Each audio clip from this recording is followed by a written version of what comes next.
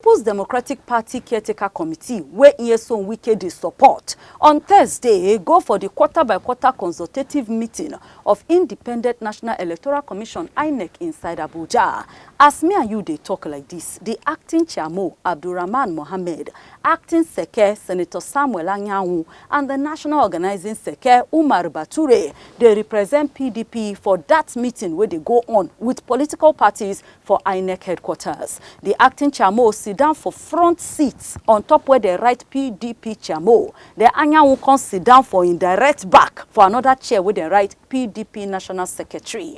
You go remember, say on Friday here we just pass so Federal High Court inside Ibadan being cancelled the PDP National Convention where they do on November 15, 2025 for Ibadan or your state. Can order the Tanimu Turaki, SAN and other ones them where they carry their self as officers of the party say may they stop to call themselves national officers of PDP.